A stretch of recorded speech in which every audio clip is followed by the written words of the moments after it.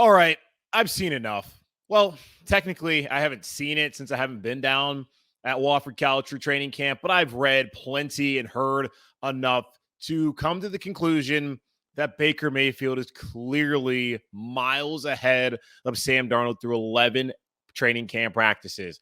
Matt Rhule, it's time to end the charade. You are Locked On Panthers, your daily Carolina Panthers podcast. Part of the Locked On Podcast Network, your team every day.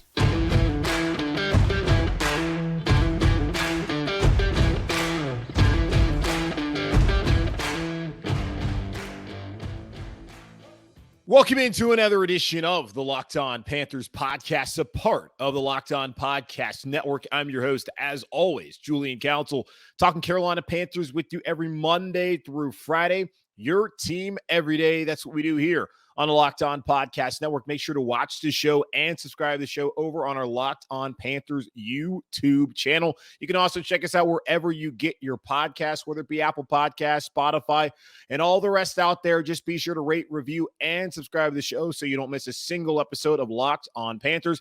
And be sure to follow me, Julian Council, on Twitter at Julian Council, because every single Friday I answer your weekly Friday mailbag questions here on the show, either at me at Julian Council or DM me at Julian Council to participate in the weekly Friday mailbag here on Locked On Panthers later on this week. The Panthers wrapped up day 11 of training camp down at Wofford College down in Spartanburg, South Carolina, the penultimate day of training camp at Wofford, as they'll head back on Wednesday. And most of the ones and twos actually will already be up in Charlotte on Tuesday evening, while the rest of the threes will be down there for one final day at Wofford for day 12. But the rest of those guys will come back home, then prepare for Fan Fest at Bank of America Stadium on Thursday, then head up to Washington to face Ron Rivera and the Washington Commanders in the first of 3 preseason games this upcoming season. But we'll get into more of that later on here on the show. As we know, the main storyline heading into training camp for the Carolina Panthers,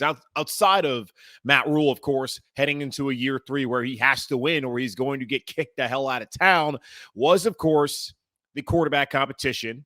And we've been putting in quotes all preseason long, all training camp long, between Sam Darnold, the incumbent, and Baker Mayfield, the former number 1 overall pick back in the 2018 draft, where Sam Darnold went 3rd overall to New York.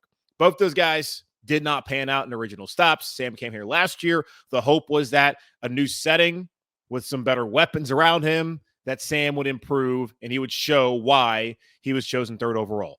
As we all know, and as I predicted, that did not happen, and Sam Darnold proved to be not a starting caliber quarterback in the National Football League. Nice guy, probably will stick around for a long time as a backup, but he's not someone who's ever going to lead an NFL franchise to prominence in his career.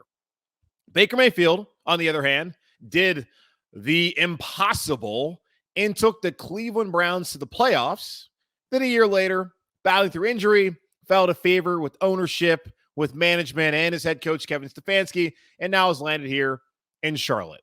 The Panthers spent the entirety of the offseason trying to find an upgrade from Sam Darnold, and they found that on July 6th when they sent a 5th-round conditional pick in 2024 to the Cleveland Browns and decided that they're only going to pay $4.85 million of Baker Mayfield's salary, and they convinced him to give up $3.5 million of his original salary, the 5th-year option this upcoming season, so he could come down here to get an opportunity to be the starting quarterback and to try and salvage his career. They've done everything in their power to get rid of Sam Darnold.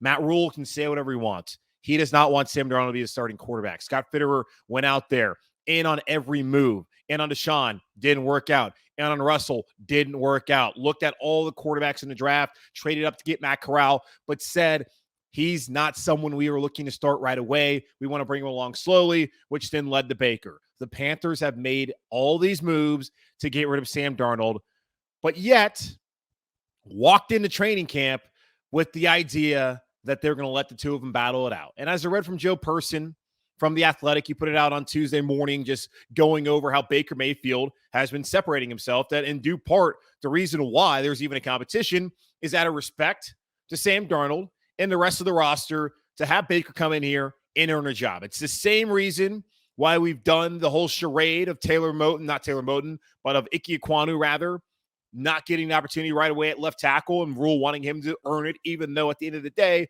they didn't bring him in 6th overall to not be the starting left tackle for this organization in that rebuilt offensive line. The same way they did not bring in Baker Mayfield and turn every stone in this country when it came to quarterbacks over this offseason not to start Baker Mayfield. He is the starting quarterback. So with all that said, it is time to end it. They're heading to Washington this Saturday evening or afternoon. Go ahead, start Baker, see what he has as far as his timing and communication and rapport with the rest of the offense, and start building on that since we've spent all this time splitting reps over the course of the last 11 practices at Wofford. No more. I saw the stats that get tweeted out daily. Ellis Williams of the Charlotte Observer has been doing it throughout the last couple of weeks and breaking down who won that day. Baker has the advantage.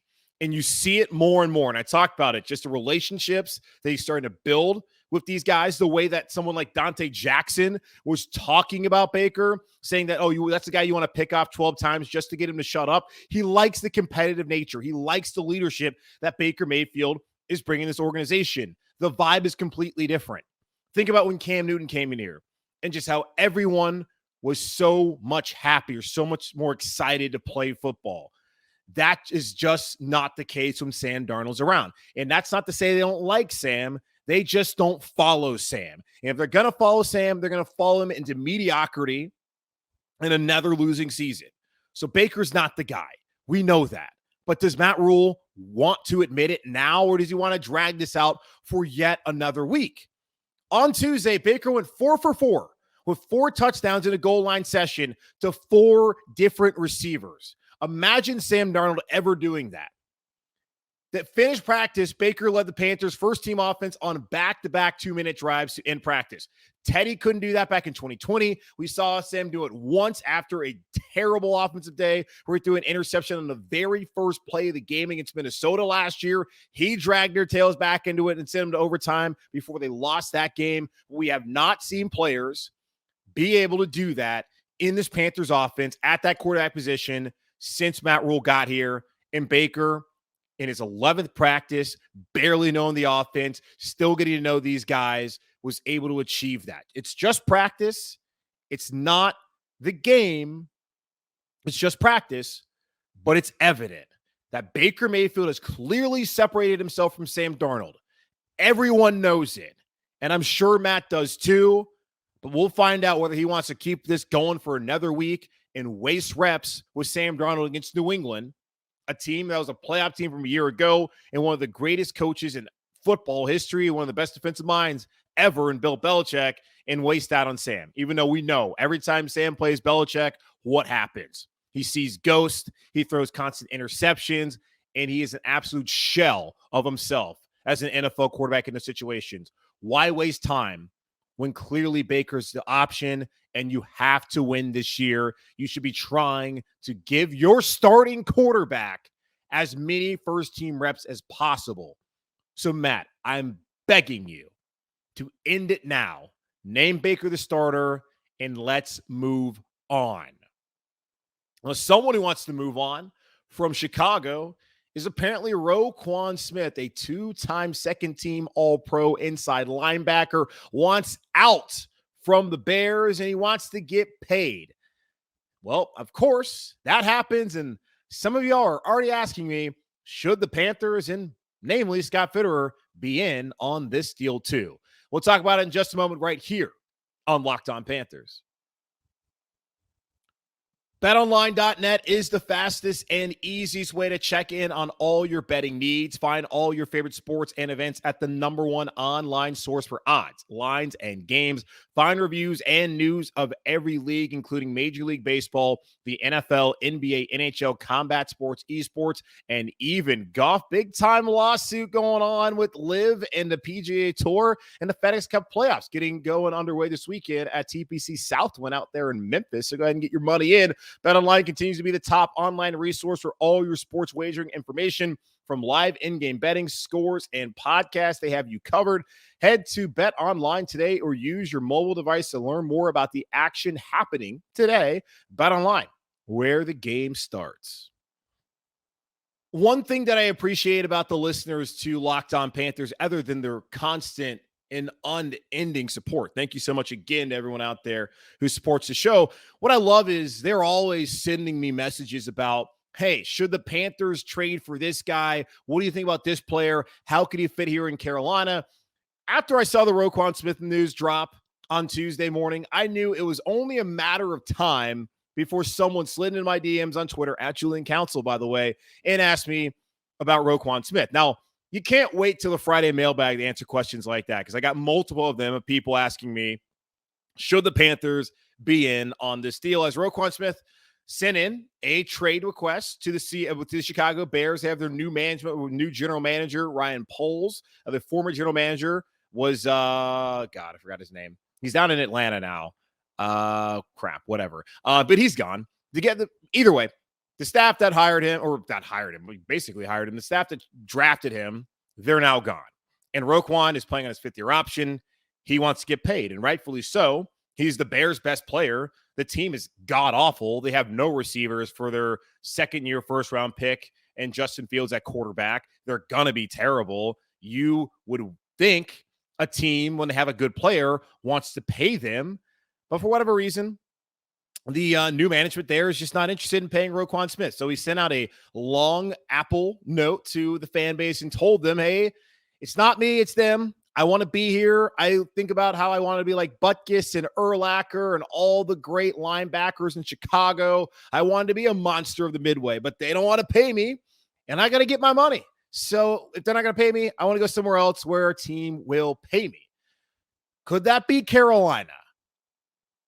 It's hard to say right now. Roquan Smith, again, two-time, second-team, All-Pro. Very good player, 25 years old, was a monster at Georgia, and has been a monster so far in the NFL. You look at the need the Carolina Panthers have at a talented middle linebacker, really a Luke Kuechly replacement. They have not replaced Luke Kuechly. It's very hard. He's going to be a Hall of Famer. It's not very easy to replace him, especially when you ask to hear Whitehead and Jermaine Carter Jr. and likely now Damian Wilson to step into his position and play at the same level. We have been spoiled at the linebacker position over the years here in Carolina, whether it's been Luke, Thomas Davis, John Beeson, Dan Morgan. We have gotten spoiled, and it's been tough to watch the last couple of seasons as we have guys that have left a lot to be desired playing in that linebacker room. But Phil Snow, the new defensive coordinator, not the new, but the third-year defensive coordinator here in Carolina, thinks that this can be a better group. Either way, ain't nobody in this room better than Roquan Smith.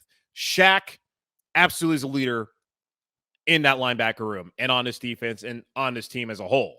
He is not Roquan Smith. If Roquan Smith came to Carolina, just think of all the sick things that Phil Snow could draw up for this defense. I'm already imagining that when we talked about last week, the top three corners and Dante and JC and CJ Henderson, especially with CJ's emergence.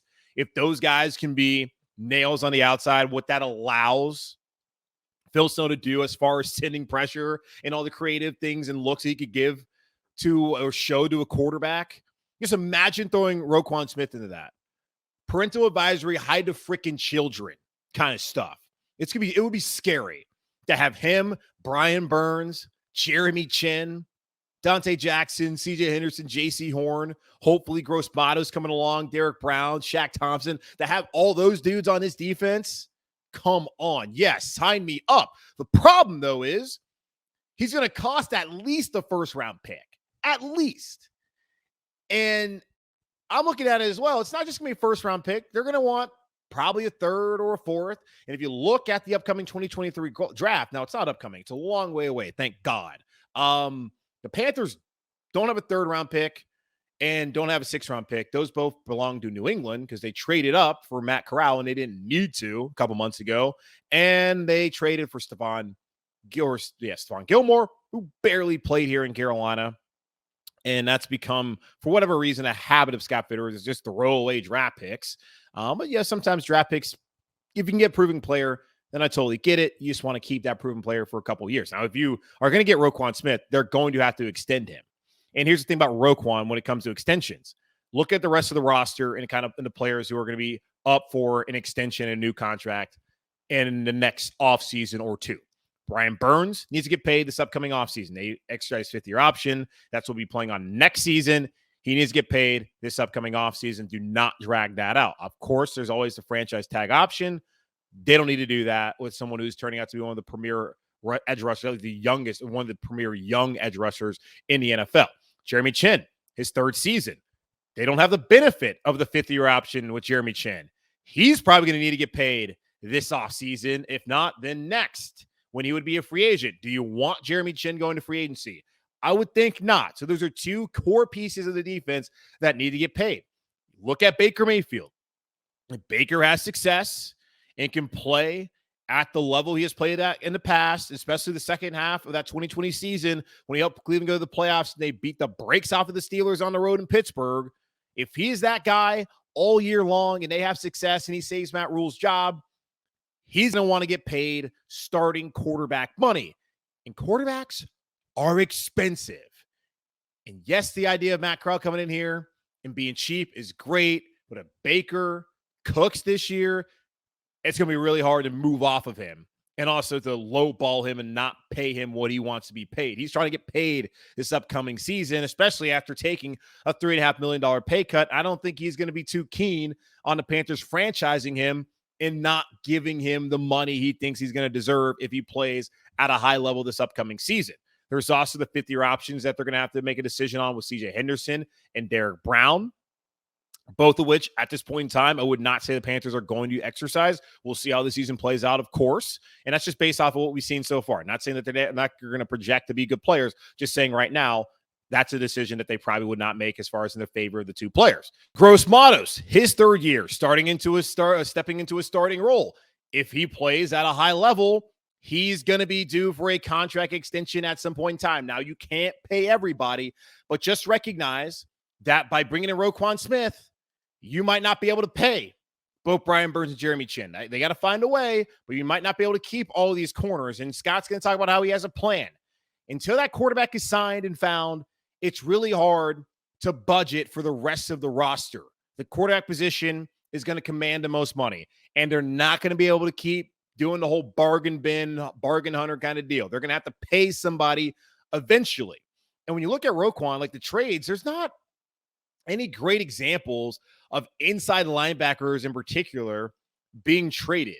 Like when you look at Chicago a couple years ago when they did trade for Khalil Mack with the Raiders, they sent 2 first-round picks, a third-round pick, and a 6th-round pick for Khalil Mack, who's more of an edge rusher.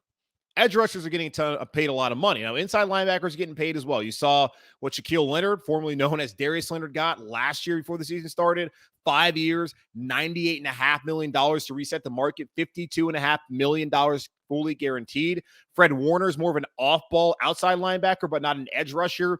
He got paid back in San Francisco with the team that drafted him. CJ Mosley had to leave the Ravens to get paid by the Jets in free agency. Bobby Wagner was cut by Seattle, then went to LA to sign there. You're not seeing a lot of inside linebackers groomed by those organizations not getting paid. You don't see them getting traded. So there's not very many examples out there. I don't look at Roquan in the same light as a Khalil Mack as far as, the compensation would be, but it's going to cost you a first-round pick. Okay, the Carolina Panthers give up their first-round pick when they've already given up their 3rd and 6th-round pick next year.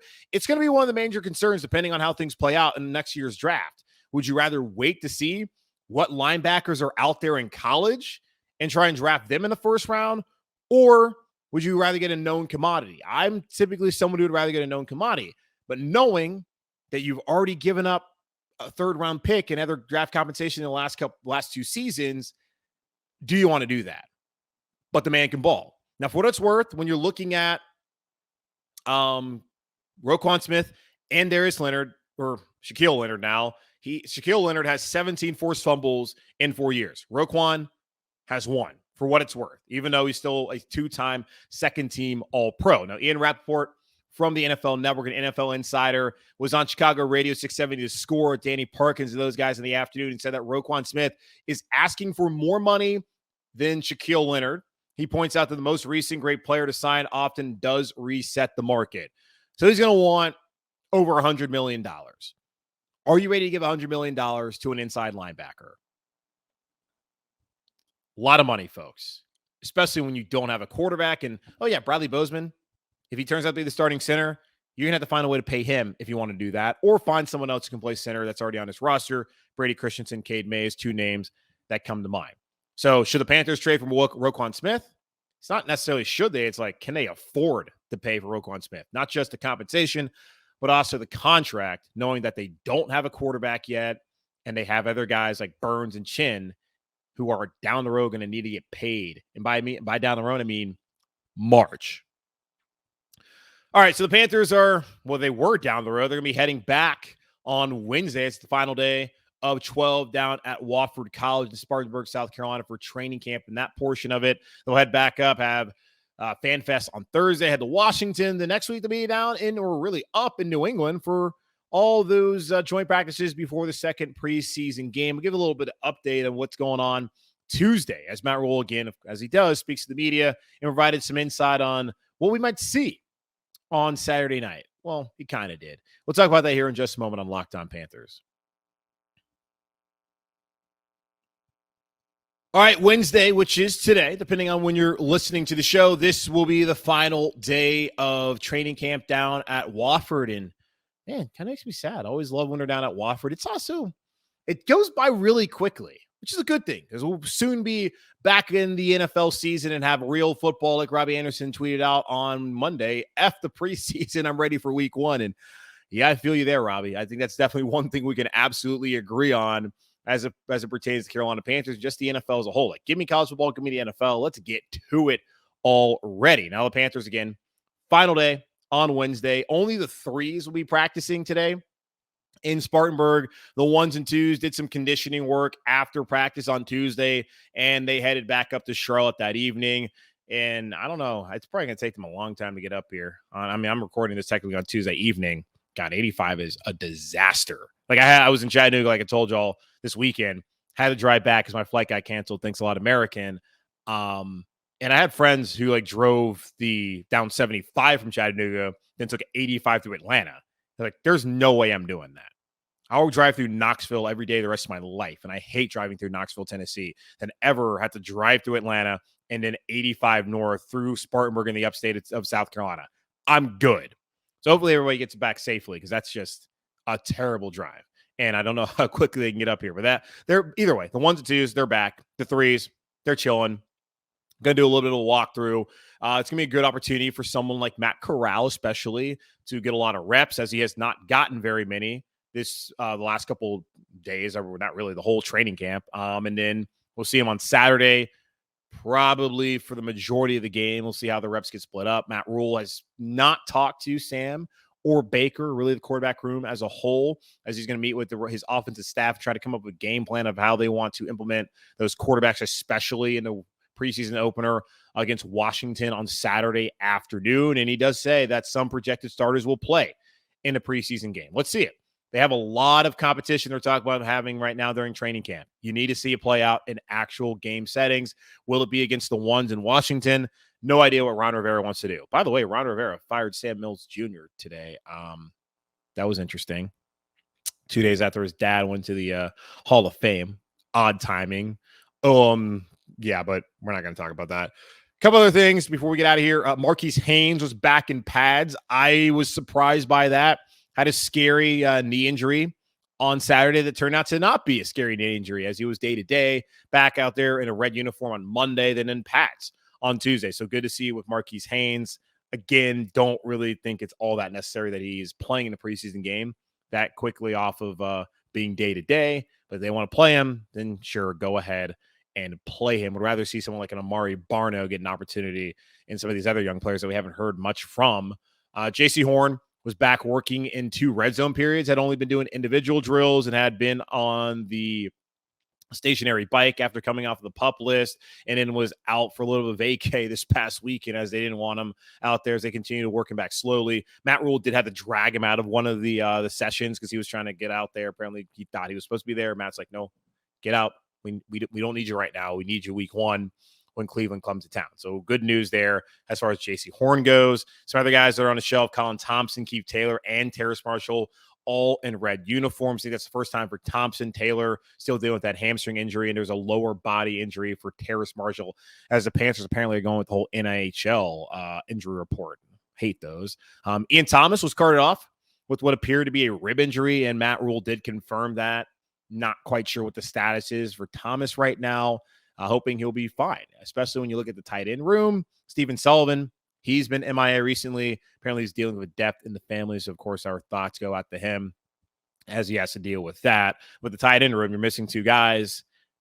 I mean, three guys. So Colin Thompson, Ian Thomas, and Stephen Sullivan. So a little bit of injuries there, as we've talked a lot about the cornerback depth and the injuries that we've seen from that position group throughout training camp. And then one last thing, CJ Saunders has a leg strain. And that is notable considering that he's someone who's getting an opportunity to be a punt returner and a kick returner. He's going to be right there on the roster bubble and could find his way on this team via the receiver room. We'll see how it won't be a kick return, it'll be more of a punt return. We'll see how that plays out, especially with Andre Roberts here in Carolina. Not great timing for CJ Saunders, someone who needs every one of these preseason games to prove that he's someone worth being on the 53-man roster. Last year was on the practice squad, and probably where he's going to end up again this year in Carolina if they can keep him once they probably inevitably waive him. But not great situations. So there's an update there as far as all of that goes. And Matt Rhule, again, as I said off the top of the show, I want Matt just go ahead and name Baker the starting quarterback. He maintains, and we heard from Ben McAdoo, the new OC here in Carolina, for the first time in training camp so far. They're both still looking at next week. New England joint practices. They in that preseason game on Friday evening of next week to come to a determination of who should be the starting quarterback. And it's going to be Baker Mayfield, and we all know that right now on August 10th. But for whatever reason, we're going to drag this whole process out. So that is just well and good and so fantastic. Thank you, Matt Rhule. All right, it's going to wrap up this edition of the Locked On Panthers podcast, a part of the Locked On Podcast Network. Again, hosted by yours truly, Julian Council. We're here every Monday through Friday, your team every day. Be sure to rate, review, and subscribe to the show wherever you listen to your podcast. Watch us and subscribe to our Locked On Panthers YouTube channel, and follow me on Twitter at Julian Council. This Friday, I can answer your weekly Friday mailbag questions as I always do, either at me or DM me at Julian Council to participate in the weekly Friday mailbag. In the meantime, stay safe, be happy, be whole. As always, keep pounding, and I'll talk to y'all on Thursday.